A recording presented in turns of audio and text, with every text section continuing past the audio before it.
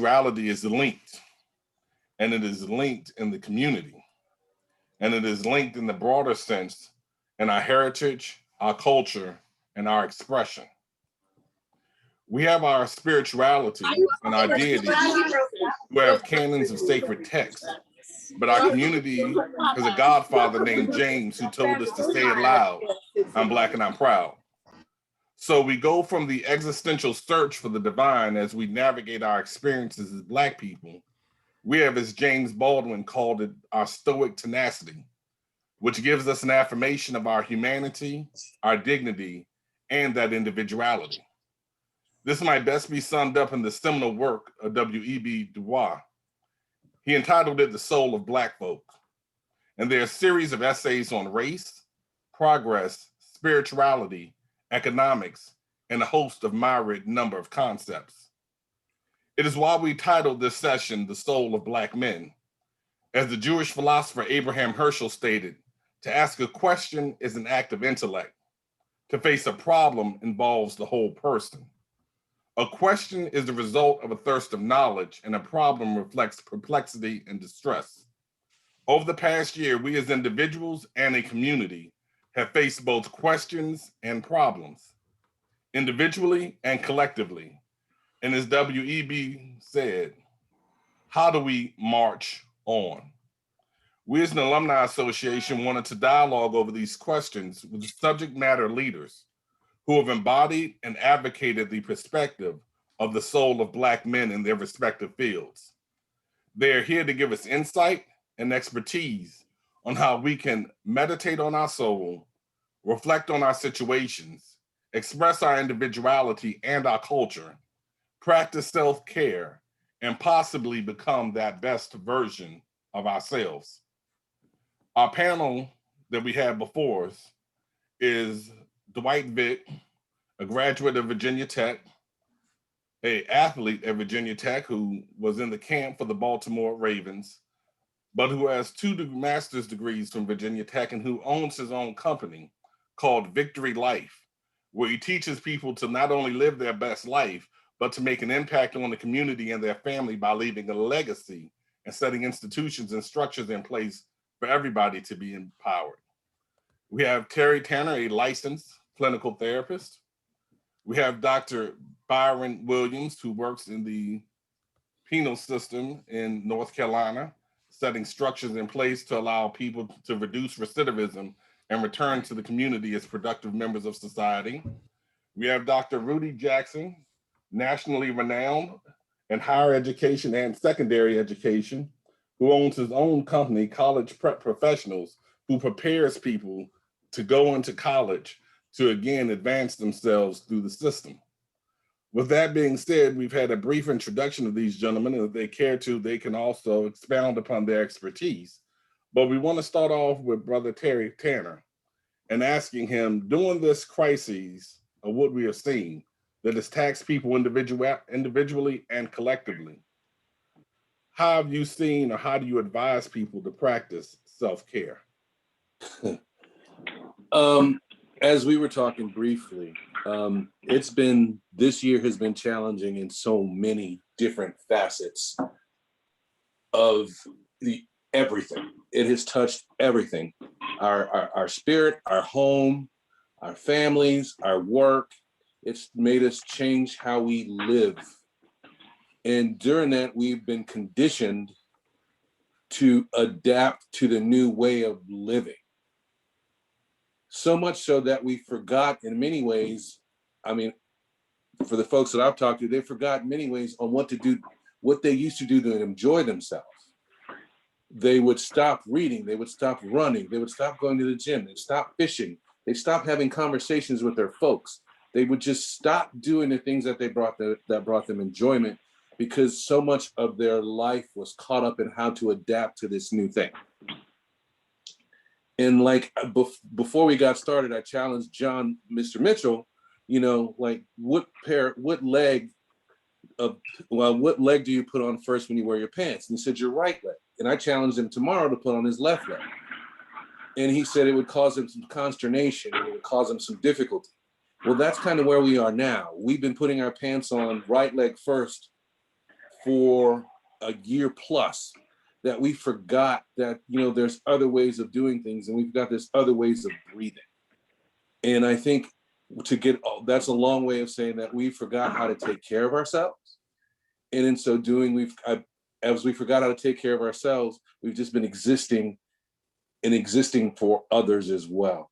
So I encourage everybody just to take a step back, take their blinders off, put your head outside and breathe, and then get started on doing the things that you didn't do before or that you stopped doing before. And that's difficult because we've developed a habit. But now putting that left leg on first in the morning will start you breaking that habit and start engaging in some things that you could do for yourself in order to start breathing again instead of just existing. Thank you, Terrence.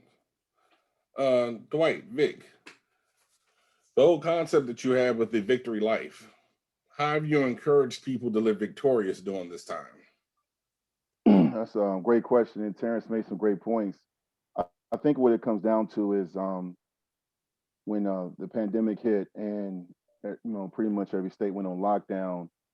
I've always said adversity reveals character, but it also reveals faith. So when we go through different situations in our life, no matter what stage of life you're at, when you go through a crisis or you go through a traumatic event or something, a sudden change, you're either going to be resilient, faithful, strong, or you're going to be exposed for being codependent upon a system or different things that are occurring in your life as far as what you need and you go to or who you depend on. What I've been doing, since February and March of 2020, I pretty much I didn't stop. I didn't go into quarantine.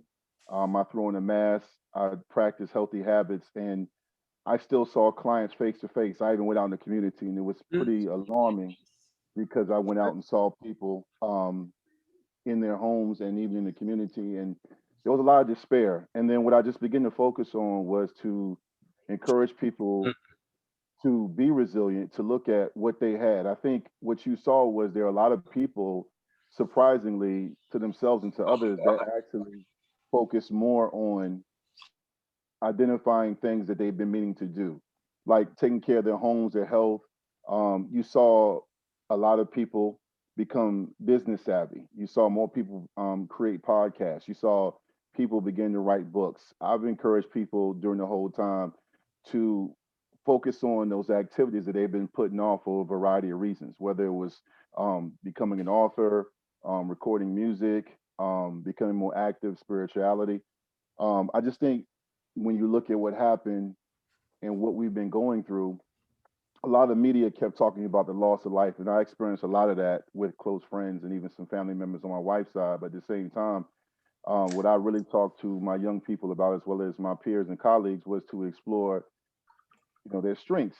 Many times, especially in regions like Northern Virginia and the DC area, we're fast paced. We're on the go. We're commuting. We're traveling. We're going hard, and we rarely sit down and enjoy the homes that we work so hard to get. We often will put off a text message to our grandparents or to our parents. Now you saw, because of COVID, more families were having Zooms and family time, and more people were calling and texting and making time for watching movies and game night and having dinner together. It really forced us to slow down, and that was a good thing. And that's what I've been focusing on with my friends and family, and even my peers, colleagues, and my clients, is to encourage them to slow down and enjoy the fruits of labor, because I think it reminded all of us that as much as we try to plan out our day with Google Calendar and Google Meet and our agendas and all the tickler systems we have, it forced us to slow down and enjoy what we work so hard to do and live by. And I think I know I saw a ton of people get stronger and become more successful in 2020. Okay. And that's a good lead in. I see that we have Dr. Charles Corprew, who's joined us, who has a nationwide podcast, a very successful and a very insightful podcast that I've watched on numerous occasions, called What's Your Revolution? Listening to what Dwight Vick talked about, Dr. Corprew, he talked about the fact that people were channeling the time that they had and the resources that they had, Some were reconnecting the family. Some were What kind of taking new adventures and writing books. With your podcast, you're talking about revolution, and that revolution being how people are changing themselves and trying to change the world. What have you seen at this time?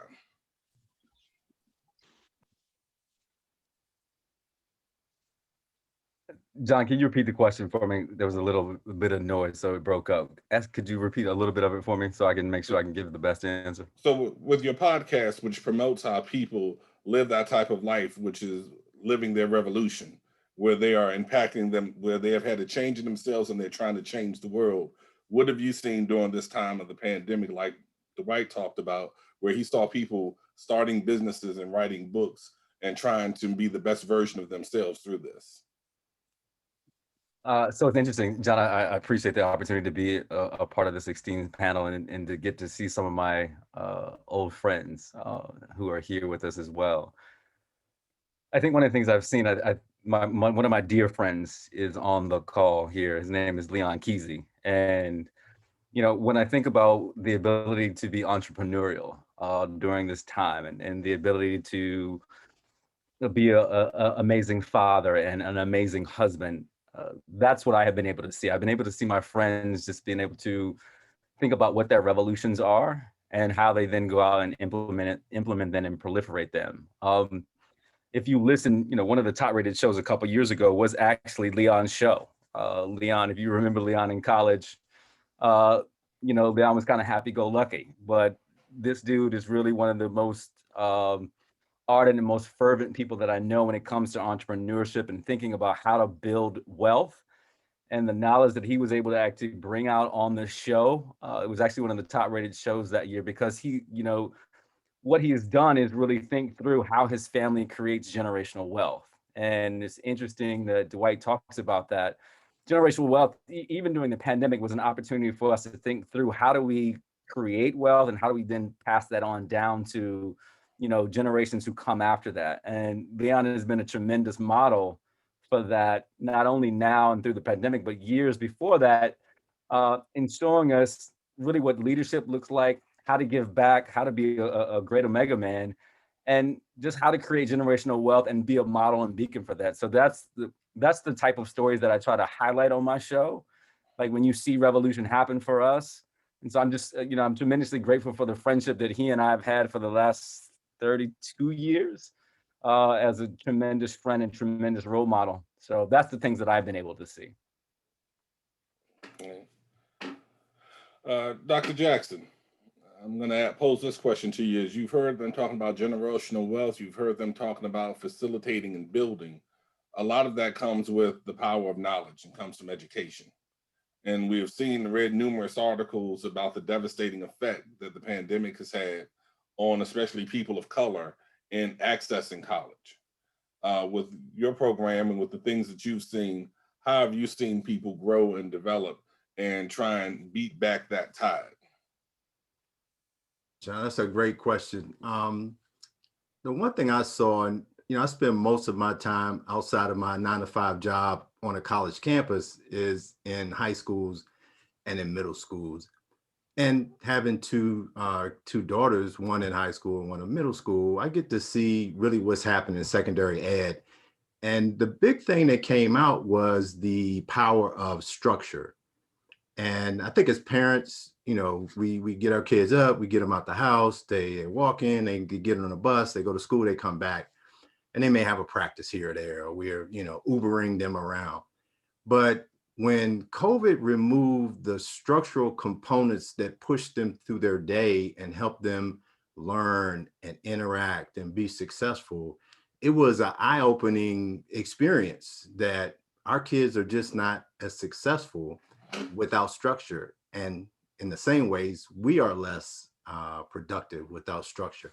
And so for me, when I think of, you know, what we want for our kids, one of the things I keep talking to parents about is, you know, what structure is in place in the home, what structure now is in place during the summer, because we've got, every year we get 10 weeks to kind of do whatever we want. We may be working a little bit as teenagers.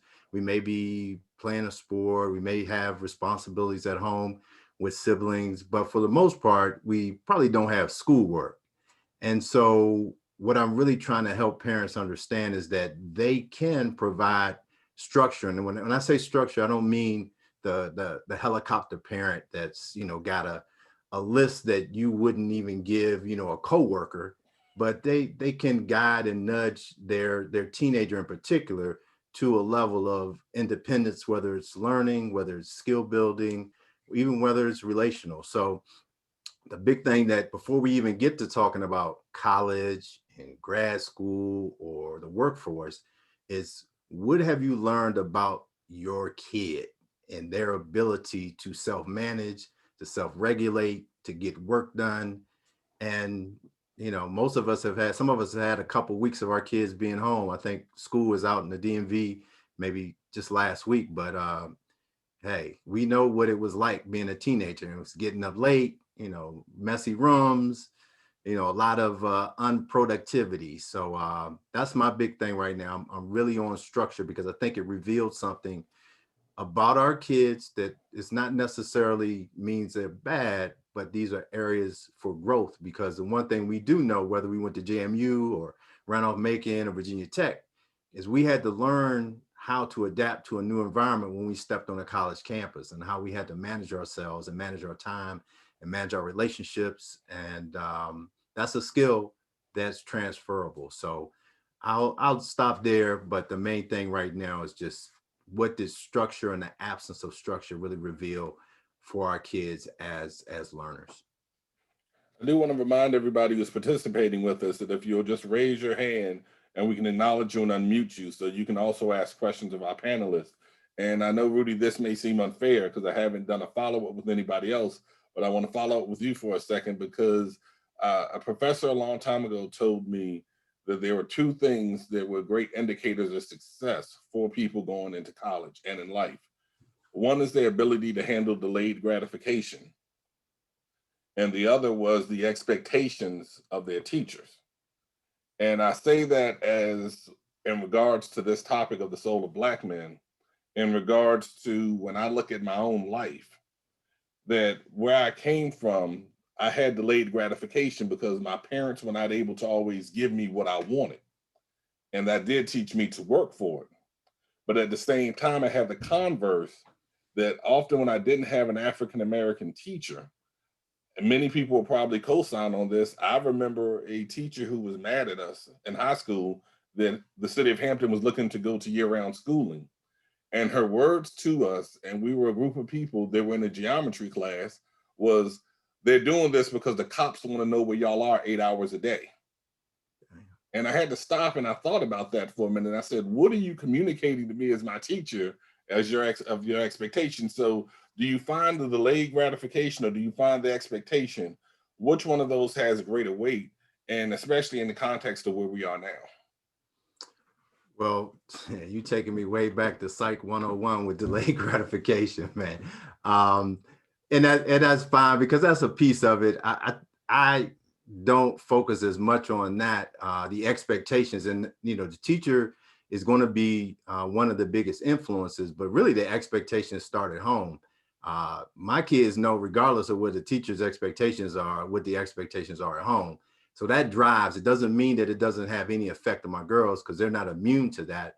If somebody looks at them differently, less than, or doesn't hold them to a higher standard, doesn't involve them in the lesson, doesn't provide content that's relevant, all those things make a difference. But at the end of the day, those two girls are my responsibility, my wife's responsibility, and we drive that and we keep an eye on that. And that's why we're at the school, and that's why we're on school council, and that's why we're involved, because we know that's important.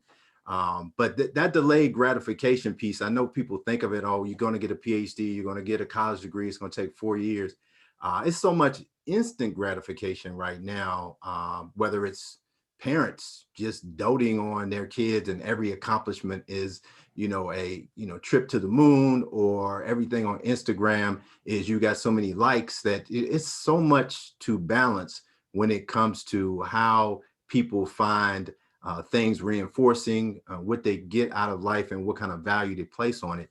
That, I'll be honest with you, I only got 2 kids. I can't really keep up with every little thing that comes into their lives. But what I really try to do is to listen to them and talk to them and try to figure out what they find important and be there if something goes astray, because they will know that, you know, dad or mom will be up at the school in a hot minute if somebody's acting crazy. So those are the ways in which I look at it kind of at a personal level. But if I'm developing a program, you know, Chuck's on the line, other folks, if we were to create an academy that's an in-person academy or something virtual, then those would be components that our kids would have the highest expectations for excellence, and that all kids, and again, we talk about this sometimes across economic levels, we talk about it across race, but gender is important. That there are all kinds of levels in which teachers and professors, and I'm as guilty as anyone, anybody that's taught for more than a couple of years knows that they have their own preferences, and you have to have some awareness and some empathy to serve all your students. So that's key. But I would say as a parent, it's very, very hard to monitor everything. But I always just encourage parents to have a presence and let the teacher know what your expectation for them and your kid is first and foremost. Dr. Williams, I know that you sat there patiently. You are at the tip of the spear of maybe some of the failures of society, both institutionally and individually. How have you seen those effects of what you've heard about the expectations of parents and the system lead people into sometimes the complex situations that they're in that you have to deal with? Great question. Yeah, you're absolutely right. I mean, I on a daily basis, you know, being you know, behind the locked door of the incarcerated population and seeing those individuals all the time. I actually, what drew me to the field is hearing those stories and recognizing that it's a lot more people who look like us than anybody else in the cells. And so that's actually when that point of delayed gratification was brought up. I mean, instantly that's exactly what I find myself spending a lot of time on whenever I'm trying to provide interventions to these individuals, because it's not just about what it is that led them to, you know, break the law and end up incarcerated. They perpetuate those same thought patterns while incarcerated, so it results in unfortunately continued misbehavior, gang activity, drugs, like just a continued cycle of criminality, unfortunately. And they are in an environment that reinforces that, right? They are put in situations where to do what society would consider the honorable, the legal, the appropriate thing, that's not what's reinforced in that environment. And a lot of time it breaks down to delayed gratification, right? At coming up, unfortunately, the individuals who they model themselves after are often people who forego the legal route, forego those appropriate behaviors, and instead turn to, you know, whatever they know, whatever they're brought up around. Unfortunately, that is, again, that lifestyle. And so I kind of use what we call immediacy as a therapeutic intervention, where if I see, especially a young brother who is incarcerated and continuing to perpetuate those behaviors, flying off at the handle when they don't get what they want, or making demands that are completely just unreasonable, unrealistic, I try my best to say, look, let's place. And truthfully, is what you're doing now getting you that goal that you say that you want, right? Is cursing out somebody who has the power to give you what you want or deny you, is that really getting you closer to your goal? And I just really try to broaden the gap between what happens to these individuals and what they actually decide to do about it. Because again, that delayed gratification If they struggle with that, it results in impulsivity. And by widening that gap so that they are able to really sit back and provide a rational perspective on whatever life is throwing at them, I found that they are better equipped to make decisions that are not only considered appropriate, socially acceptable, but also get them closer to the goal that they say that they have.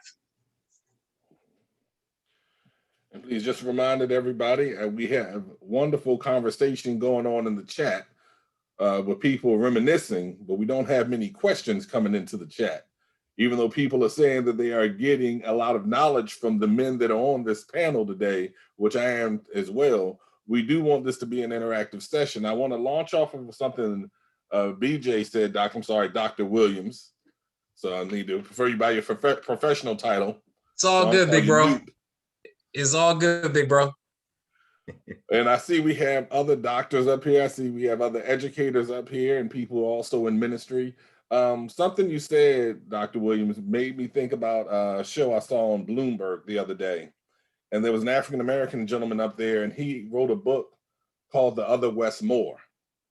And he had grown up in Baltimore, and he had become a paratrooper. He had become a finance person. He had worked in the Obama administration. He was now a CEO of a philanthropic fund in New York City. And he's probably going to run for governor in Maryland. And he talked about how he saw a newspaper article about another gentleman who was the same age as he was, who grew up in the same neighborhood, who he did not know before, and his name was Wes Moore. And this person had just committed a homicide and was probably going to jail for the rest of his life. And he befriended this person. And he wrote the book called The Other Wes Moore because it was how the two of them were in the same environment, the same place, yet they went two different trajectories in their life. I heard you talking about some coping mechanisms that you talked about to people who were in that situation. Dr. Jackson kind of talked about some mechanisms that we could have as parents to help guide our kids. I want to know if Dr. Corprew or Dwight Vick or Terrence, if you all have any suggestions for us about how to help people in their situation make better decisions in their lives. Well, when y'all were talking about instant gratification versus delayed gratification, that brought back the Wayback Machine to me, because I remember when I was growing up in New Orleans and I was like, I want. And back then, Pro-Keds was like the Jordans, you know what I'm saying? And I wanted this pair of Pro-Keds. And my dad looked at me and he said, "You don't have no wants." And I'm like, what do you mean by that? I mean, that just kind of shut me up real quick. I was like, well, what do you know, and I was thinking, what do you mean by that? And my dad was like, I provide you everything that you need to get through.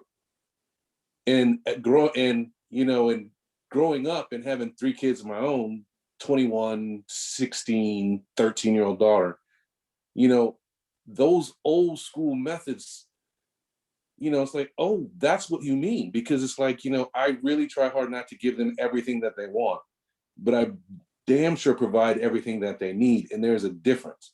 And I think that if we can get into that, work into those interventions and work into that mindset that, you know, because it, you know, and you can spin it forward. I'm sorry, I'm rambling, but you can spin it forward to like likes on Instagram or likes on Facebook. You know, it's like bam, bam, bam, bam, bam, bam, bam, and that infects your psyche to do more things to get more likes. But if we can break that, you know, especially as a parent, and say, look, this lasts with you forever, you know, and to go back, you know, like, is this what you want? How do you meet your goal by engaging in these activities? What are you doing that you need to do instead of what are you doing that you want to do? Because I want $1 million. I need to pay my light bill. There's a difference there. And I think that we need to teach that to ensure that that we can go on. And it even goes back to when he was, I forget the panelist, when he was talking about generational wealth, and folks go out, and I saw it, and they bought their kid $120 pair of Jordan, but another parent bought their kid $120 of shares of Nike. And so as this kid grew up, they started getting dividends off the shares of Nike. All this dude got collected was 20 pairs of Jordans. There's a difference between wanting and needing, and so spin that forward to go all the way back to generational wealth. Who's going to have that wealth? I got 20 pairs of Jordans in my closet. I got 20 shares of Nike. What am I going to do with 20 pairs of Jordans? But what am I going to do with 20 shares of Nike? I can pass that along. It's wants and needs, and that's my 2 cents. John, it's a great question. I think, I want to spend my time just giving a shout out to people who I think have done amazing work. Back when I was coming up, Dr. Jackson created a program called The Circle. It was a prolific opportunity that brought young men together with a mentor that asked these poignant questions around decision-making, life goals. I think one of the things, if we're thinking about what it means to make the right decision, is that we have to continue to model for our young men coming up what decision-making looks like. Um, growing up in a household with a father and mother who thought about what was it like, how I'm going to raise my Black son, and seeing my father go to work every day and making critical decisions as a principal, or seeing my mother go to work every day and making critical decisions as a reading specialist, and coming home and making critical decisions for me that would be lifelong. Our children need to continue to see what critical decision making looks like in real time, and our ability to talk with them about these decisions. That was one of the great things that the circle did. Was the questions that Rudy was able to come together was actually revolutionary at that time, because it was a peer mentoring, and Rudy can speak to this more eloquently than I can, but it was a peer-based mentoring program where students came together to talk about these things. And I remember when I actually facilitated the program in the schools that I was in, we had different groups of young boys who had different developmental trajectories.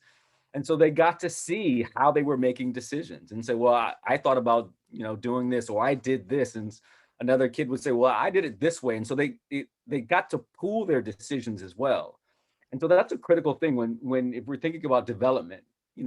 Children are trying to find out who they are. And so parents on one side, coaches, mentors, teachers are critically showing them how to make decisions, but they're also looking for their friends to help them make decisions as well. And so as long as we have those things in place, I think we allow children to see what good decision making is like. And so when they're in those tough situations, they can say, I've seen a model. I've seen what it looks like to make a correct decision. And even when they make the wrong decisions, they have the ability to say, you know what, it was the wrong decision. I know why I make the decision, and I can actually grow from that as well. So Rudy, thank you for that.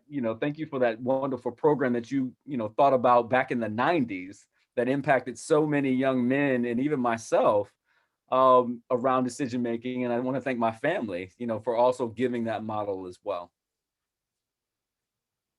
I know that I had posed a question and gave it to the 3 panelists. So, Dwight, after you answer, we actually have 3 questions in the chat that I want to get to after you finish answering the question. Sounds good. So both gentlemen gave great answers, and I agree with them wholeheartedly. I would just add that when it comes to decision making, it always starts with a collaborative approach. What COVID-19 and what 2020 did was expose an issue that's been going on for decades, and that's the human need to blame, right? So when COVID happened, and then quarantine, and you had the financial crisis and business going under, and the schools closed prematurely because of exposure and safety. Everybody was blaming everybody. People were blaming the schools, the teachers. We were blaming the VHSL because high school sports were on hold. We were blaming doctors, nurses. We were blaming the government, the president, China. And what really came about was the issue with mental health. Mental health has been something that's been a crisis long before 2020. And what it did is expose the fact that we have to get better at collaborating like we're doing today. Typically, when you have an issue in the school system or on the collegiate level or even in other entities, you refer out. So you refer to this person. You know, okay, that's a suicidal ideation. You go see this person. Take this right here. Go see this person. But what happens is we tend to look for someone else to solve when it comes to helping our culture or young people and families to make decisions. It still takes a village, whether it was back in the day or right now. So in my practice and even what I do is it's not just someone else's issue. You know, when you have communities and neighborhoods, what you need to do is come together. And young people and kids in general, families need to see us, as mentioned before, modeling how to deal with issues. Not and social media is a gift and a curse.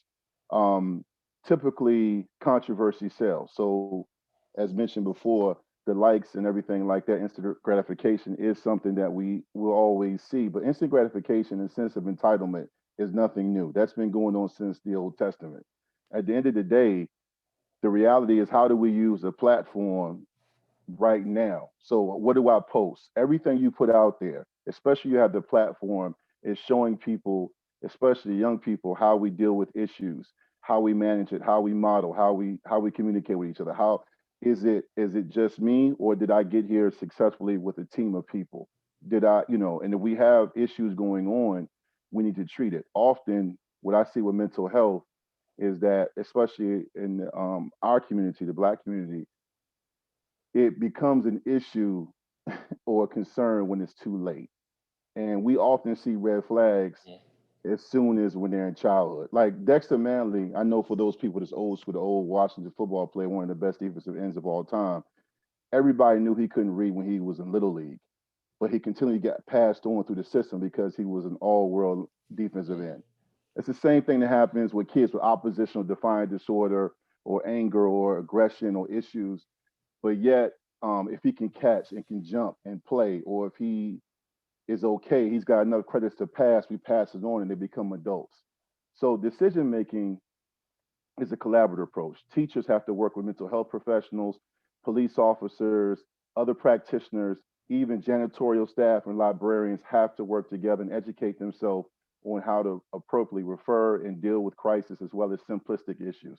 That includes domestic issues in the home and in the community. It can't just be someone else's issue because it affects all of us. Because if you work in the school system, it's going to affect the judicial system. If you work in the mental health or the medical field, it's going to affect them as well. It's a cycle. And that's what happens. But we're often territorial instead of working together and collaborating. And we have to get over ourselves and put the egos aside. And one last point, when I was a social worker before I became a therapist, I went to some of the roughest communities in the state, Virginia, DC, and Maryland alike. And oftentimes I had a planner, a cell phone, and a manila folder. But yet, every time I went there, I knew my audience, I knew my demographic, I knew how to talk to people and collaborate and work with the people, whether it was the mailman, the corner store clerk, or the person that was a caretaker. It's just about teamwork and collaborating and knowing, you know, you're always being watched, and we just need to work on how we interact with each other first and foremost. Right.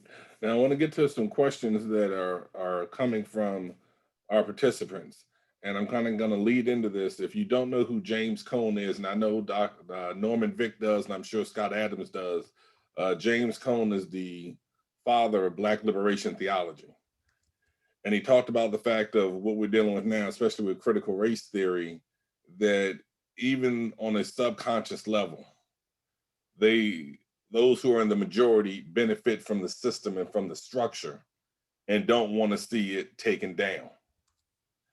With that, there's a question from one of the people in our group that says, how do you individually deal with employers saying be your authentic self at work when professionalism is rooted in Eurocentric thinking and whiteness? And, you know, maybe the colloquialism is when keeping it real goes wrong. But how do you express yourself as an individual when our individuality is shaped in our experiences as in the African American culture? And yet we are in a society that doesn't value that and a professional structure that doesn't. Yet we need to somehow incorporate that in there. So that is the question. How are you your authentic self at work when we're in a Eurocentric environment? Any of the panelists? I can definitely speak on this.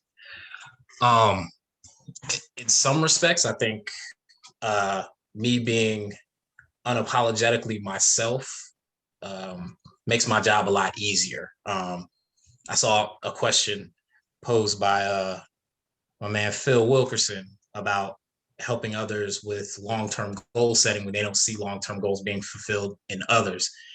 And so to kind of tie this in, I'm me, whether I am around inmates or I'm around other staff. Now, we all know there's such a thing as code switching. We know that. Our life is code switching. And so Amen. let's acknowledge that. And because I am able to truly be my authentic self, especially with the inmates, I actually have a lot of credibility with them. I've actually had the experience where an inmate walked into the psychology department when I was working at a facility in Virginia, and I went to high school with the dude. He was a year behind me. So as soon as he saw my face, he was like, yo, you. And that interaction, I wasn't quite sure how it would go, but where it ended up was him saying, man, I messed up. I decided to get that quick money, started selling drugs. I should have been more like you and more focused, yo. And he thanked me for being an inspiration for him. And that was just me being the same guy that I was, with some tweaking, of course, back in high school. Very personable, very, again, authentic. On the flip side, I've actually had to say to a supervisor that, because she's a older white woman, I've had to say to her when dealing with a problematic employee that I supervise, I don't want to come off like the angry black man. And she kind of looked at me like, what is that even? I don't see you as being an angry black man. And that's because you give me the benefit of the doubt and you know me. But I constantly have to think about that. That's just something that goes along with being Black in this country. And so while it is a delicate balance, I have been more blessed than most because I feel like I've been able to be very authentic, largely due to the population of people with whom I work, the incarcerated population. They appreciate it. And I think me modeling that I can be me and acquire a doctorate and be upstanding and take care of my responsibilities as a husband and a father, I think that's my authentic self. Someone else care to join on the panel? Yeah. That's a difficult question for me because I am the only Black supervisor in the Coast Guard. I am one of very few Black social workers in the Coast Guard. And so in many ways, I get you got to where you go because you know people and you glad hand. But I also am very enthusiastic about what I do. And I remember, I have 2 points to make. The first is I remember getting extremely angry with a blonde female colleague and going off. And like Dr. Williams said, being the angry Black man. But to me, it was just me being angry because she was saying some things about me when I wasn't there. And it ended with me saying, when I'm not around, don't put my name in your mouth. And me and this female, we had a really good work relationship. And up until that day. And it got spun around and I walked away from her. I said my piece and I walked away. There's another female colleague that said I was intimidating, that I was threatening, that I got in her face, and she felt I was going to hit her.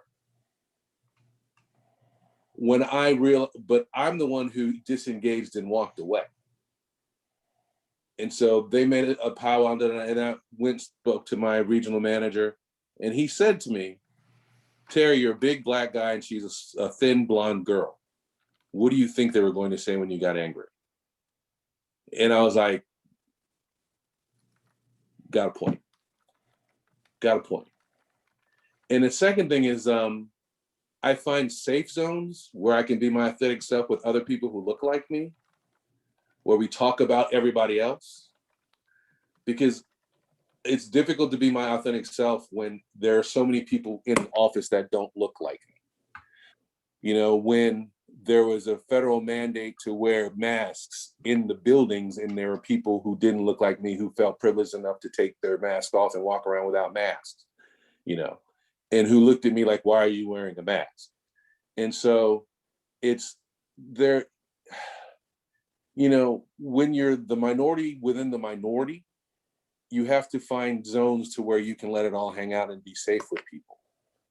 And so I have a pocket of folks, and I have a good brother that I know that is an 06 in another department. So, you know, there are times when you just need to leave and go find you and people who look like you and let your hair down, so to speak. Because again, it all goes back into like my big speech on self-care, you know. And he was talking, the panelists talking about code shifting. Sometimes we do it in our sleep and it gets taxing. And so there are times when you're like, you know what, I can't do it today. I'm gonna go be about my people so I can let it all hang out because I need to take care of Terry today. And so, you know, you have to, it's a balance, and it's unfair because we have to walk it more, we have to walk it all day, every day. We can't slip up. You know, that's cliched, but we can't slip up. But I can go look for you, Brother Mitchell, at my job, and I can slip up with you all day, every day, you know, because then that goes all the way back to the beginning of self-care. I think that's a topic we could probably go on for an entire session. But we do have some other questions in here. I too wanted to chime in on it as a 6'2" African-American man who's gone off at work and has experienced the same response. Well, what did you think? What I thought was I was a human being who'd express himself, and I didn't realize that the burden of my color would place an undue stress on those around me for raising my voice. But Brother Mark Coleman has put a question in here for the panelists.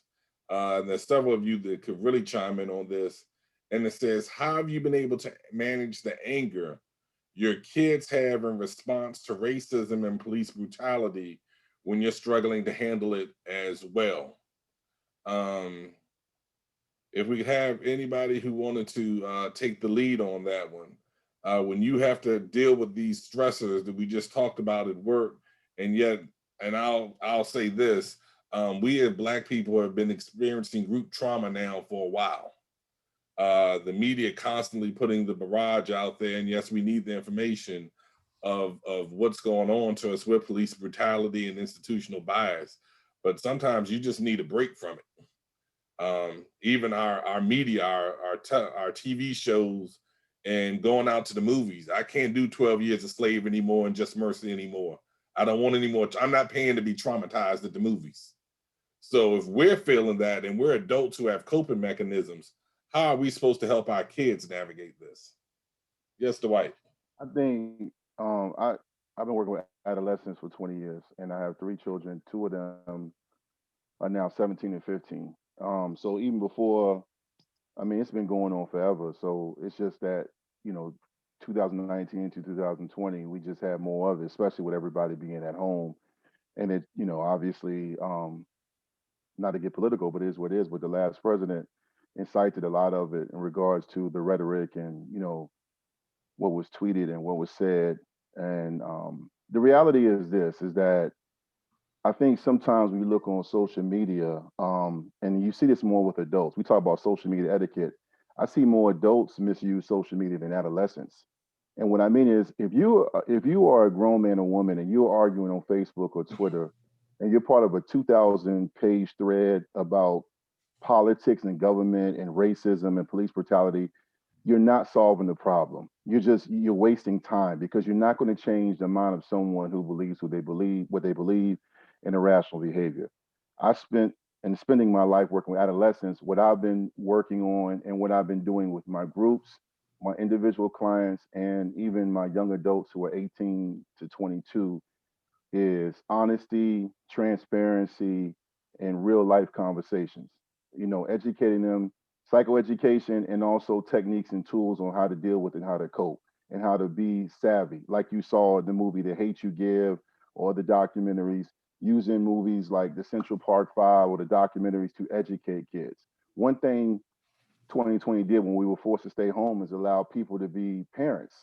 Some people have been running from their kids since they gave birth. So a lot of times when you have these kids at home with you and they're asking questions, the older generation, and I'm not calling anybody out, it's just we have learned to pacify and tuck things under the rug instead of embracing what's really going on and talking about the reality is, especially for those who've been privileged and blessed to live in communities like Harrisonburg and Blacksburg and Gainesville and Prince William County and Northern Virginia and Short Pump and those places like that, the outskirts of Richmond. We're very fortunate and blessed, but nothing's changed. You just are in a better situation financially. But the reality is that you have to talk to your sons and daughters. And number one, and I've learned this in my domestic violence groups and my teaching, being angry and being upset is a good and natural emotion. It's a decision you do when you get it. And you have to empower your kids and the young people to be critical thinkers. If you look at who was leading the way with all the protesting, the peaceful protesting, I talked about this on radio shows. Many of the people leading the way was the younger generation. The younger group was leading the way when it came to speaking out and getting some legislation changes and holding people accountable. But at the same time, this is a antiquated system that's been in place for a long time. So ultimately, you have to explain to your children when they're angry or your teenagers that you work with is how to empower them to be proactive and engage in change versus being angry and being destructive. So for example, I live in Northern Virginia. When the first happened with Floyd, the first when it first came out, there was tons of kids out in Manassas and Manassas City tearing stuff up and protesting and getting angry and running up on the cops. And again, you have to talk to those people. They have the right to be angry, but that's not going to change anything. And social media can be your biggest asset or your biggest liability. So what that means is changing your profile pic and everybody wearing black on Friday is not going to do anything long term or even short term. You got to. So what I mean is we have to empower more people to look into getting in positions where they can make effective change. So with the young people I work with is I tell them you are so much more than a hooper, a basketball player, and an MC. You can be a lawyer, and that's what comes back to what Charles talked about in modeling. I thought his point was so impactful. We have to get over ourselves and share more successful people. Like if you see that we have podcast people on here, and we have to share the information to the young people. Stop making it like we're competing. Why John Mitchell asked me to be on the panel? Okay, it's not about that. Share it. Okay, so these young people can see there's other people that are successful in fighting the system appropriately, effectively, and not in an ignorant manner. And there's other ways to get change made, but it's an uphill battle. You have to be honest with them, and you have to remind them that racism in a lot of ways is a cycle, right? Obviously, and I remember, and I'll say this point and I'll stop talking, but I remember watching the Fab Five documentary with the great Fab Five of Michigan with Jalen Rose and Chris Webber. And they talked about the resentment they had. This is before they became, they're all great friends now, but Jalen Rose and King and those guys had resentment towards Grant Hill because he was raised in Reston. And his mom was roommates with Hillary Clinton, and his dad was a famous Dallas Cowboy. And they called him Coons and Uncle Toms. And they hated them because Duke did not recruit them. And the same way they hated on Grant Hill and those guys. Later on in the documentary, it came out that the alumni and the current student body at Michigan in the 90s did not want them at Michigan because of their black socks and their bald heads and their long shorts. You see how that worked? We were so busy hating on each other and looking for that word again, blame, that nobody was getting ahead. It's a healthy competition, but at the same time, we have to be honest with ourselves and get over some of these things that we are perpetuating that is helping the system that's going against us continue to stay in place. So, I just think it's about empowerment, honesty, and transparency, because we have a lot of talented people who are leading the way, but they have a right to be angry. They have a right to be confused. But I don't think we need to pacify their anger. I think we need to embrace it and help them learn how to process it and then be empowered to change it the right way. And then again, that right way, that's a gray area because what my right way in Northern Virginia might not be the same right way in Chicago. Mm-hmm. Now, I do want to move on. We do have some more questions. I want to make sure we give honor to everybody who has put a question into the chat because that's why they logged on. And I hope, correct me if I'm wrong, it is now Dr. Melvin Brown, correct? Congratulations, Melvin, on receiving your PhD. Thank you, my brother. That is correct. And we talked about highlighting successful people. Yes, it is. That is correct. Memory serves me correctly, you're now a superintendent, aren't you? Yes, going into year 5. We lost you for a second. Yes, superintendent going into year 5 in my district. Hey, great, great. I know we have other people. I see some entrepreneurs who own State Farm up here. I see an entrepreneur who's building construction down in Richmond and in the Harrisonburg area. So we're going to spotlight everybody we can as we see that, as we said, the modeling. But Dr. Brown wrote here a question for the panelists. Schools are very quick to engage in deficit thinking and focusing on things kids can't do well. We know that many kids during this time have thrived and gained so much capacity. How do you celebrate the assets your kids have gained during this time of extreme challenge? Let's start with Dr. Jackson on that. I think we do exactly what Dr. Brown mentioned is we celebrate them. I posted something, and I try not to do the proud dad thing too much, but I posted something that my daughter did to organize some tutors in our high school.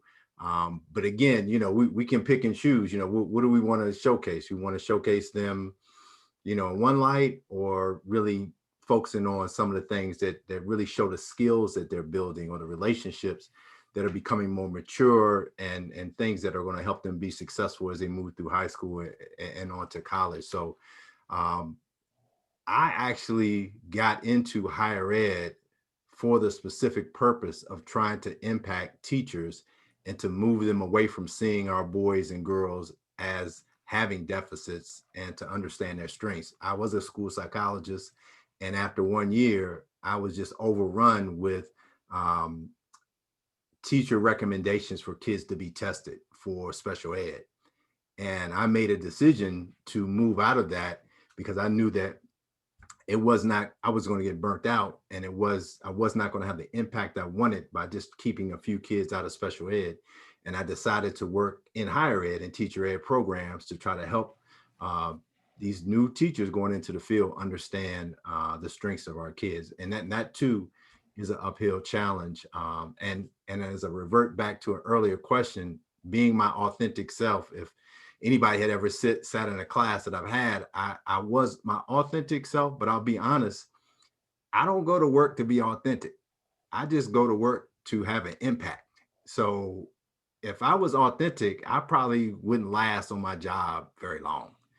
So that's just how I look at it. I'm going to get a check, I'm going to do a good job, and I'm going to have an impact. So if anybody asks me, are you being your authentic self? I would just ask them, how authentic are you being?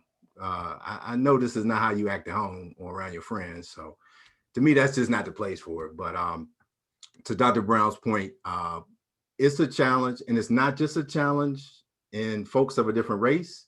It's not just a challenge folks of a different socioeconomic class or gender. We know that white females make up most of our teachers in our school systems, but this is not a white, black issue. Many of our own teachers, well-intended teachers that look just like me, have in their psyche this notion that our kids have deficits, especially around behavior, especially around for our boys, that our boys' behavior is seen as aggressive or maladaptive or disruptive when the same, you choose the demographic, does the same thing, it is accepted and looked over and passed over.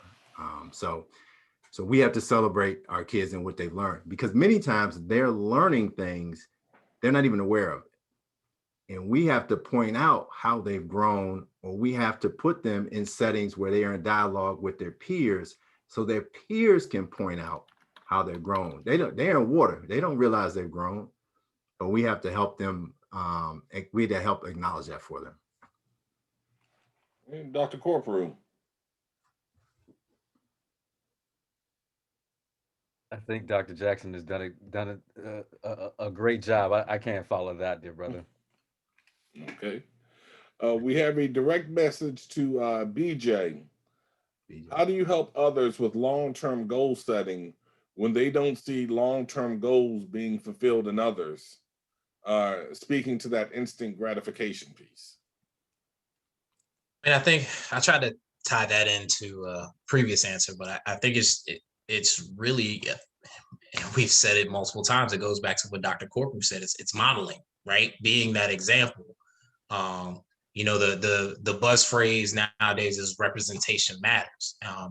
And I agree, it does. And I think there's also room that we need to make for our younger brothers and sisters coming up to say, just because you don't see it happening doesn't mean you can't be the first. So it's even opening their eyes to the possibility of them being able to achieve their long-term goals. It ties back into this. It's celebrating them as they make those small strides. I've again, fortunate. I've had people who I've been able to look to myself. Dr. Corporal is one of them, where I wasn't sure how really to a psychologist as a Black man, and trying to determine if I need to fit a certain mold, and watching people like him, and I guess vicariously because of Dr. Jackson's influence on Dr. Corporal, kind of getting that perspective. It's just one of those things where you have to make yourself available to pour into those people who maybe don't see the long-term goals, and provide that space for to make their mistakes. You reinforce, you praise, you encourage.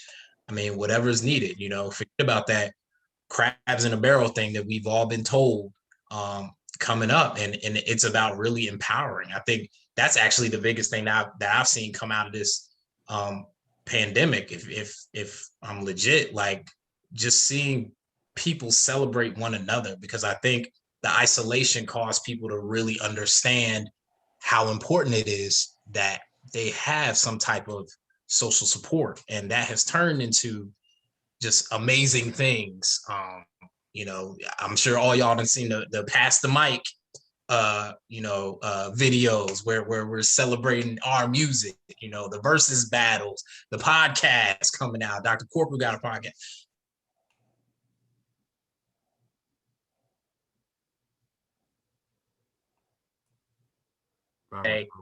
Modeling, being that person to show somebody else what success looks like, and then being giving enough to guide as much as you can.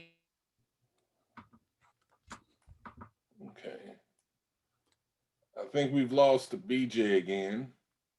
Hey, John, say one thing about the long-term goals. I'm not saying that long-term goals are unnecessary or they don't have value. But what I find that have more value are actually short-term goals. If you have someone that's in crisis or challenged, it's not enough to say, hey, you can be a doctor, you can have a PhD, or you can own your own business.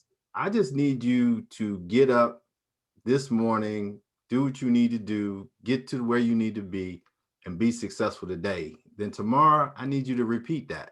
Next week, I need to repeat that, because it's the habits that really goes back to that structure that moves people forward, because the long-term goal you had at 21 may not be the long-term goal you have at 30. And so I think that many times we use that as a reason to explain failure. Oh, that kid didn't have enough, delayed gratification, or they may try to point out this kid doesn't have locus of control. So you're almost trying to re-engineer and explain what the problem is, when in fact the people who are most successful are the people. I mean, you think about a coach. The coach is trying to get you to do what you need today to get better a little bit, not to kind of build you up like you're going to be great and you're going to get a college scholarship. I haven't seen that approach work. I hear people talk about delayed gratification a lot. And even if you look in the psychological research, when we're looking at how we reinforce somebody, we don't reinforce them for their final goal. We reinforce them for the next step towards their final goal, right? So I didn't start, 2 years ago. I mean, just today saying, hey, go start a tutoring program. I started with my daughter 5 or 6 years ago, planting the seeds to find opportunities. So I personally would overemphasize small goals, short term, celebrate, and then iterate, and put a little less value on delayed gratification. We're coming pretty much nigh to the time where we're going to have to eventually wrap up. So, if I can, with each of the panelists, if you had a parting piece of wisdom, or if you had some quintessential theory or suggestion to leave us with, if you could sum it all up, what would that be? So, your parting bit of wisdom, bit of knowledge to us. So, Mr. Dwight Vick, if you had something in your last bit of wisdom to impart to us, what would that be? You put me on first, right? That's why I don't know if it's wisdom.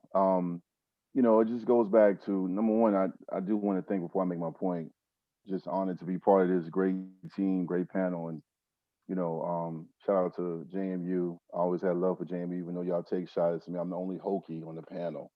Um, but now this has been great. But on a serious note, I think 2020 and even prior to that, if you've been paying attention, like I said, you know, you have an opportunity every day to grow and get better. And despite adversity, you're going to experience, because we're all going to go through it. You gotta focus on your journey and stay the course and build and surround yourself with people like that's on this panel, and even the people that joined in to interact. Um, there's a lot of opportunities out there. Entrepreneurship is real. I think what you have to do is appreciate the moment and keep and stay focused, and not be afraid to step out on faith. Um, I think it was Dr. Rudy Jackson's point about planting the seeds. I look back on my life so far. Today is my 20th wedding anniversary, and I jumped on this. Yeah, thank you. And John Mitchell reached out to me, and he's my big bro. And he was like, "I want you to be a part of this because I see what you're doing." And John has known me since before I got married, and we're from the same area, same city, same 757 Newport News, Hampton area. And I met him, and nothing is by coincidence. So, all the stuff I'm doing now, people didn't see the fact that when I had my failures, when I tried different approaches and programs, I had two people show up. Or before my broadcasts and the radio shows and podcasts and my own practice, I was working for other people, but I wasn't afraid to do that and plant the seeds and have that delayed gratification and understand that I learned from my mistakes. So my advice to everybody on this panel and everybody that will see it and everybody that's checking it out now is just to bet on yourself and believe in yourself. It's never too late. Um, in my professional career, believe it or not, 2020 was my most successful year. I did more in 2020 with less income and resources than any other point in my life, because I refused to believe in the stereotypes and negativity and get caught up in who was what show, what binge watching, the negativity with the police. I focused on me and my beliefs and my journey, and I made a lot of things happen professionally and personally.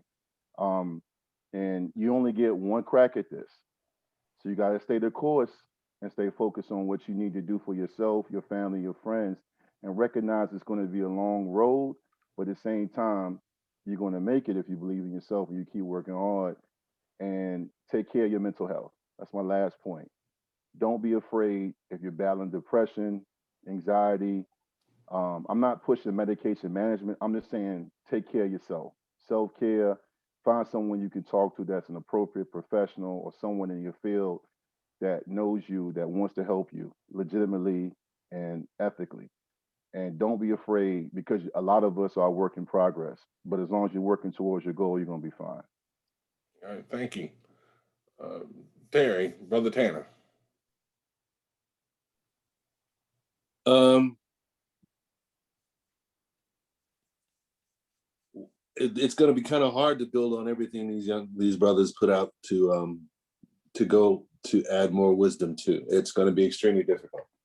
So I'm just going to go all the way back to the beginning about self-care and taking care of you, because you can't take care of your family until you take care of you. You can't take care of your job until you take care of you. You can't take care of that promotion until you take care of you. And you also have, and it's okay to be selfish. I when I was in my counseling practice, I was encouraging my folks to be a little selfish, because if you give all of you, what do you have left for yourself? What part, how are you going to handle adversity if you have nothing in your well? Nothing that you could water yourself with. If I'm giving it all to you, I have nothing left. And so it's just important to remember that it's okay to be a little selfish and to take some time out for you, to take some time out in your closet to talk to the man upstairs if that's what you do. It's okay to go for that run if that's what you want to do. It's okay to leave those dishes in the sink for a little while longer if you're enjoying or binge watching Bridgerton or something like that. It's okay to take care of yourself. And I think that we forget that. And I think that because who and what we are and what we have been programmed to be, we put a lot of ourselves under pressure to be more, but we can't be more until we heal ourselves and take care of ourselves. And that's all I got. All right. Dr. Corprew. I want to give a shout out to Mark Coleman, who just shouted out the Noops. So I want to give a shout out to all the great Omega men who have joined us here today. Um, all those great Omega men that are on this call. 1911 was a great year, especially at the end. So I just want to say that. Shout out to my boy Paul. Sniper and skills. Taking it way back to JMU. So good to see you, Paul. I think my closing words are always around, what I say, what I ask everybody on my show is what's your revolution? And I think it's the most thought-provoking question of your life. When you have the ability to think through how you want to transform yourself, your communities, the world, by answering that question, it gives you a starting point. It gives you the way out. And it's interesting being able, when people see me now, they'd be like, you know what, I hadn't thought about this question, Charles. But seeing you makes me think now, because I hear you saying it over and over and over again. What's your revolution? So that's all I'm asking you all to do. When you leave this call today, think about the answer to that question. And if you cannot answer that question, please reach out to me, because I can help you. I can help you think through that, to help you reach your goals and thinking about what does revolution look like for you. So I wish you well. I want to give a shout out to my wonderful friend, Paula Bowens. We've been friends, since Paula Markel's wedding back in 1998. Hopefully I'm right, Paula Markel, but 96. 96. But thank you, Paula, for putting this together and for all your leadership that you show for our community here at JMU, and making me a part of this. I love you and I appreciate you. All right. Dr. Jackson. Yeah, and I want to start where Chuck left off and thank everybody. Some of these faces I haven't seen in a minute, haven't been to homecoming. These are cats that are like brothers to me, and Paula's like a sister. even though we bump heads all the time. It's all good. But I just want to leave with something that's been I've been marinating on. It's not necessarily a philosophy, but a lot of what I try to do as I'm trying to do better as I try to change kind of how I'm seeing things. And so I just want to put this out there. It's even in the title of what we called the podcast, it was around kind of challenges, either, coming out of COVID or challenges related to mental health and well-being. And, one of the things I've been thinking is that there really aren't specific challenges. We see things as challenges, but to me, there are only a couple core challenges. And the real challenge is just kind of knowing who you are, number one, knowing, where your source and how you're connected to your source. And then finally, just trying to figure out what kind of reality you want to have. And if you can do those three things, everything else that you had been calling a challenge, like, the overrepresentation of Black boys in special ed or police brutality, they no longer are challenges. It's just the work that you have to do. And so if we stop calling the work challenges, it, for me, changes how I approach things. In particular, we all know, if you, and some of you all know I'm a car person, whenever you buy a new car, start looking at a new car, you see them everywhere. You never saw that, Black Highlander or, whatever, white BMW. But when you start looking for one, you see them everywhere. And so, what we call things works the same way. And we're calling everything a challenge. And I really don't think it is a challenge, because challenges really are things that you don't have solutions for. When we didn't know how to drive a car, it was a challenge. But once we did, it wasn't a challenge. Learning how to do the Rubik's Cube was a challenge. These things that are really work are things that we know how to fix, or we have examples of people who look like us who have fixed them in the past, and not the ancient past, but the recent past. And so I know for me, as Chuck mentioned, trying to continually get better at what you do and enjoy what you do. I'm trying to see fewer things as challenges. Again, I'm not trying to, look at things through rose-colored glasses, but I'm just trying to redefine my reality. My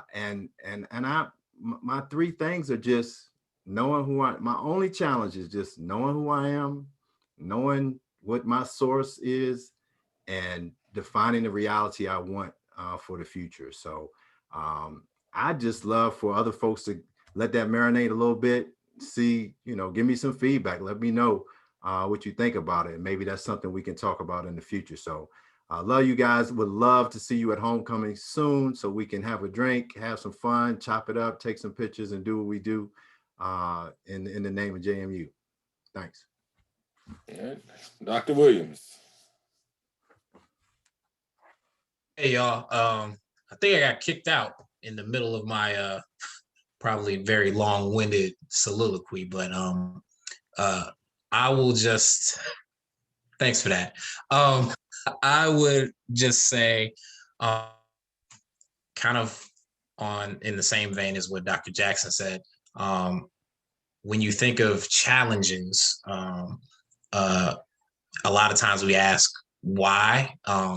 I think we should start asking why not. I think we have, especially in the mental health field, it's all about deficits. It's all about what's not going correctly. And so I would encourage everyone to stop thinking of life in terms of deficits and really start looking at strength-based approaches to accomplishing whatever it is that you want to do. Pull people along with you, encourage one another, surround yourself with people who will encourage you as well. And that's all I got. Thank y'all. I see another noob on here, John B. What up? Noob. Renee, Pretty People, aka born on Hello. January 5th. Born Amen. on January 5th, by the way. What up? Amen. But yeah, thank you everybody. I appreciate everyone coming out. I love y'all, and I hope to be at homecoming since I'm way closer than I was just a year ago.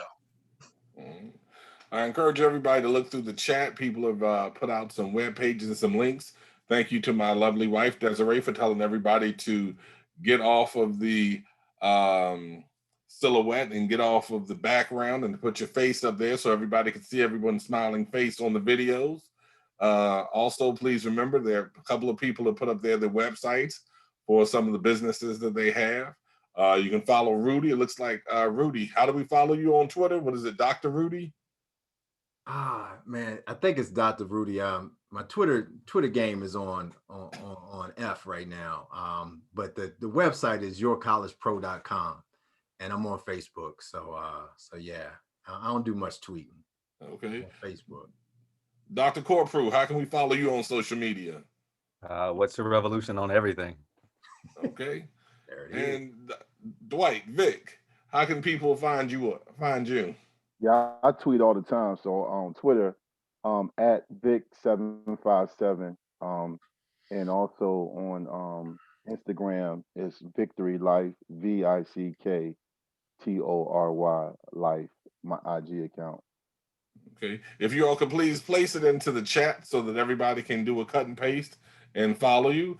And Paula, how can they follow the Black Alumni Association and all the wonderful events that we'll be having for the rest of the year?